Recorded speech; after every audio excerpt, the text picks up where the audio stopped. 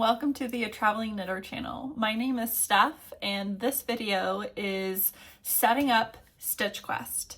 If this is the first time you've ever heard of StitchQuest, that's okay. I literally just created it. I have one video on my channel that is an introduction that I will link on the screen if you are interested in hearing me talk more in depth about what StitchQuest is. But real quick, the recap or short version of StitchQuest is it is gamifying your knitting. So it's a year-long game or challenge that I created. It starts on February 1st and it runs through January 31st. I'm calling it StitchQuest Year 1 and because I'm probably going to play it multiple times with different iterations. This video will be walking you through the setting up your player sheet, where the prompts are, and all of that. And then I will also kind of show you what I'm going to be doing in my knitting journal or bullet journal. So if that sounds interesting to you, please don't click away from this video. Okay, so I am hopefully sharing my screen somewhere on this video. Either you will see a large part of the screen and a small face or something of that effect. It's a mystery to me, but you're watching it so you'll know. All right, inside of the Google Drive, which I will link below as well, I have pulled up my player sheet and prompts. So on this first tab of player sheet, I have a spot for my 3 prompts that I will be putting in here. I have a spot to maintain my aura points, how many of my aura points I've spent, and then what my player level is, as well as I have a spot for any current projects that I am working on. Kind of like to align with these prompts is my vision. Now, if you're like me, you probably have multiple whips. I mean, you can like literally see, these are my hibernation whips, except for that's not knitting. Anyway, so you could add more if you want. This is my first go at this game that I've created. I may change things up as we continue, right? It's the fun part of creating games. You can adjust what does or does not work for you. Okay, how do we create our prompts? There is a prompts tab right here. And you can see here are all of the prompts that exist currently in the game. Now, before you start the game, you are going to want to adjust this prompt right here, which is Start X Project. Choose a pattern set, make 9. So why am I saying edit this one? Because this is where you can decide the types of projects that you would like to knit in 2026 or within this challenge. So this is your ability to incorporate your make 9 into this prompt game system. I honestly would for me, I'm not going to put 9 projects that I want to make because I am a bit of a mood knitter. I love making the lists, but I don't stick to them. So we are going to copy this guy and I'm going to I'll add another one. I think how many do I want? I'm going to do start project using Great Lakes mini set. I have a mini set that I purchased at, was it called YarnCon? It was a yarn festival show outside, or no, not outside, in the downtown Chicago area. It was right next to or really close to the McDonald's headquarters. Anyway, so I purchased that several years ago and I haven't used it yet. And I want to make that a priority. So I've created a new prompt that says start project using that Great Lakes mini set. I'm going to insert another row. And I am going to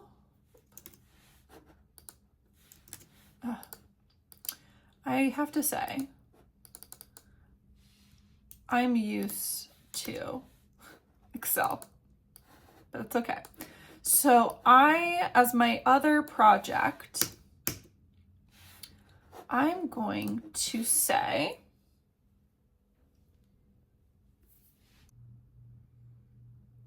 start Lunity. I purchased a yarn last year at Flock for a Lunity. I would like to make that, so that's going on the list. And then the last project that I want to call out is my stripe hype. I would like to do my stripe hype. Also yarn that I purchased at Flock. You know what? I'm going to add another one. Let's do 4. I'm going to say start is it called the Stria cardigan? Because this is also yarn that I purchased. I'm just going to add my M's for all of this. And you may have noticed that every time I make an adjustment, my prompt changes up there. That is the nature of this spreadsheet. Now we have 49 prompts. So I'm going to adjust my, I'm so smart. I already turned this into a table. So you won't need to adjust it on your end. I do have it as, is this called an array or a table? It should be updating for you automatically. So let me just add this.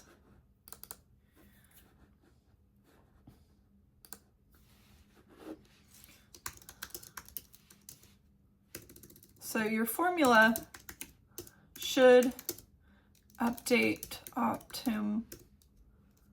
automatically to include any new prompts you add. If it does not, there, so I will say if this does not, and then maintain my instructions. Okay.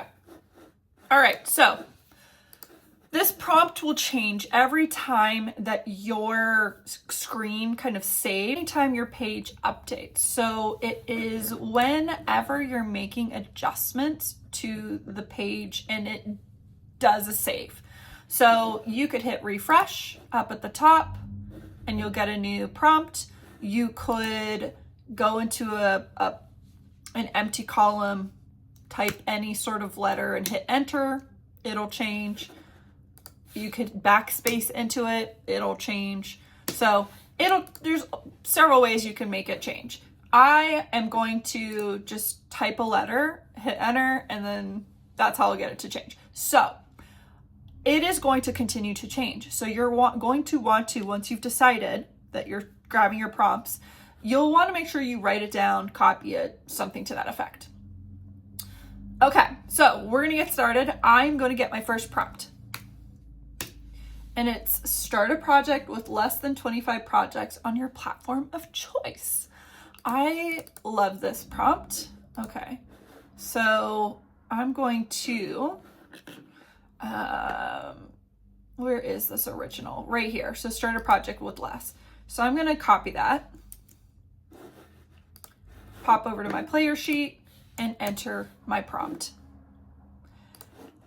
It is cutting off a big chunk of it. You could expand this. I will go ahead and expand it. And then you can also wrap it if you would like. If you're familiar with how Excel works and all of this shouldn't be anything like groundbreaking to you. I will say again though, there we go. I use Excel, so it's a little bit different than Google Sheets, but Google Sheets is free. So there we go. I've got it wrapped. Start a project with less than 25 projects on your platform of choice, Ravelry, KnitNote, Etsy, anything else that you like to use. If you don't use any social media platform, I'm surprised that you're on YouTube, I guess.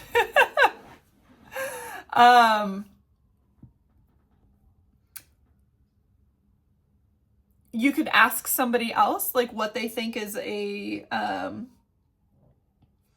less popular pattern. I am assuming that you are like actively in social media, in Ravelry or KnitNote or some sort of pattern platform. So I am, at least, so it'll work for me. If any of these prompts don't work for you, you can get rid of them. That's part of your setting this up.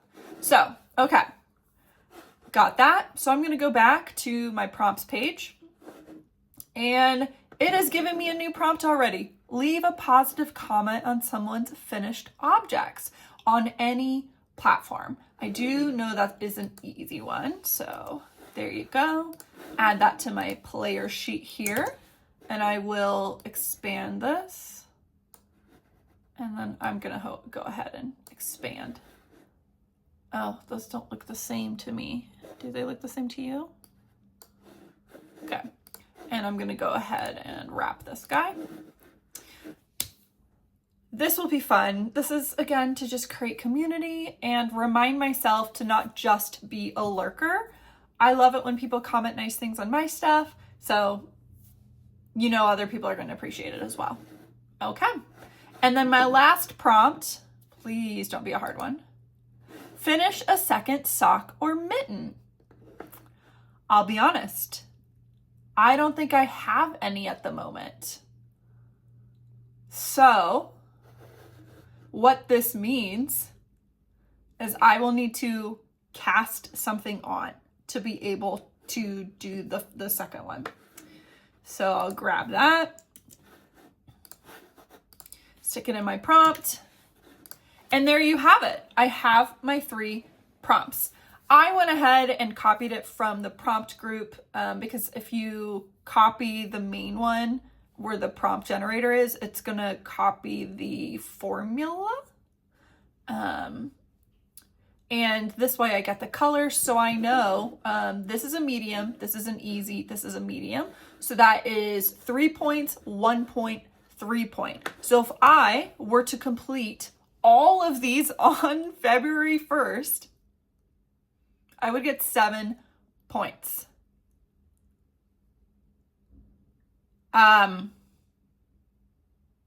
But I would lose a point because I started one. So that would be 6 points, technically, or is what my net would end up being. And that's how this works. The player level portion is manual. The point calculation is manual as well. I didn't want to get it like uber complicated because I don't want to be like supporting a very large spreadsheet when things break and stuff. So that is what my prompts look like. Now, what am I going to do for tracking outside of this spreadsheet? I'm going to show you, can I point you down? I'm going to show you my journal. This is my StitchQuest spread for my bullet journal. I use an Archer and Olive 8x8 journal, but you could use anything that you wanted. And I'm going to use this to be even more creative with this game. I've got my title, some fun washi tape, some scrapbook paper in the center. I have the dates that this challenge will be running, and then my goals. My first goal is no overdraft purchases. With this game, you are earning those aura points, and to purchase any materials that are like crafting related, you will be using those aura points to do so.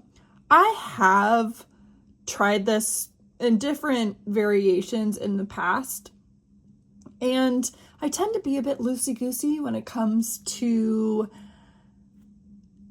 yarn festivals and things like that, but I would like to stick to this game and goal. I also have another one of cast on all the new purchases.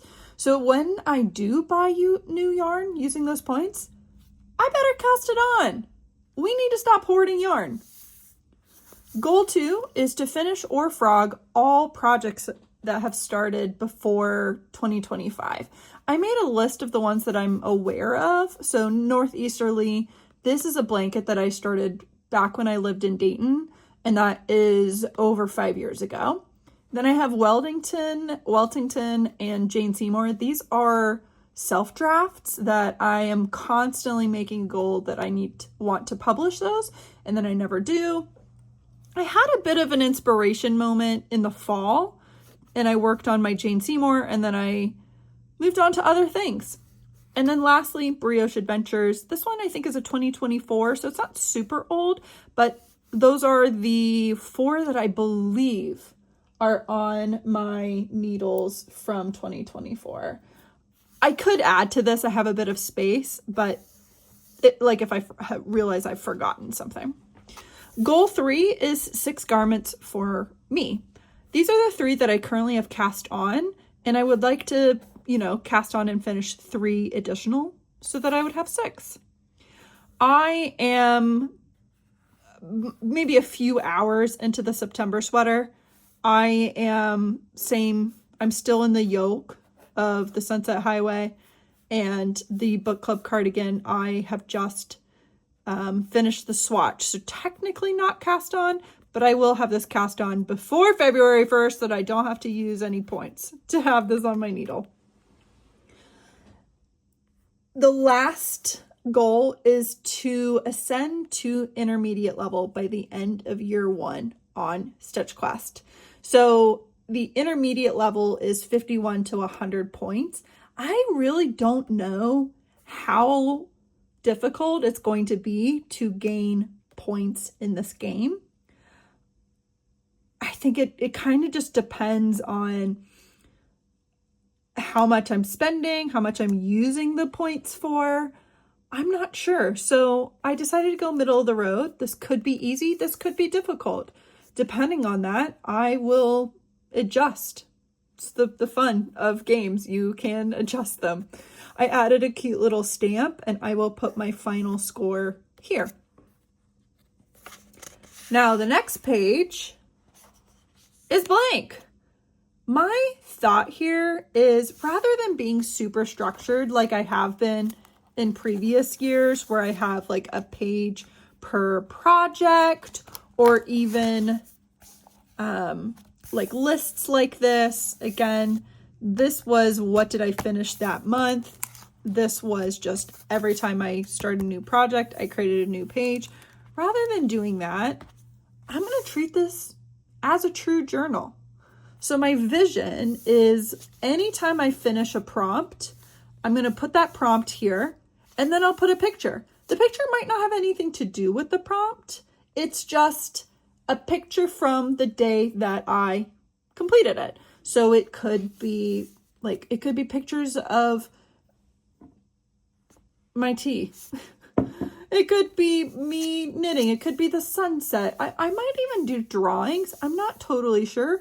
It could be like the receipt of a snack that I was eating this day. So almost like combining the elements of a junk journal and a real journal where you document things, scrapbooking, bullet journal, all of that. That's my game plan. And then it will really be kind of like snapshots of the year that very often kind of goes into Instagram, but analog. I print my pictures just from my printer. I don't use special paper. I don't use special ink. I don't use sticker paper. I have thought about doing that though. I have a printer that I got when I graduated college, and it's still going strong. The ink costs maybe $60. So it's not terrible, but ink is expensive. And I do use that printer more than I think I would have used the printer. And I will print off, trying to find an example. The camera is really close to this because it can't, it just slowly falls. But this is like literally a piece of paper. This is a paper. I just printed off a picture of the hat and I removed the background so that it would just look like that. So anyway, don't necessarily need to be showing you this blank page, but that's the goal. That is how I plan to be even more creative with my StitchQuest. I hope you join, or if you don't join, maybe you want to do something like this that is more junk journal, but still ties in your crafting, whether that's knitting, sewing, crochet, cross stitch. StitchQuest applies to it. You just will have to adjust some of the prompts because I think of it from a knitting standpoint, and I did remove the word knit in, I think, all of the prompts. So it just says stitch, and I consider stitch to encompass knitting, crochet, cross stitch, you know, all the fiber arts. And with that, thank you for joining me, and I am looking forward to February 1st. It's also my birthday, so, you know, looking forward for multiple reasons. Thank you so much for watching, and I will see you in the next video. Bye.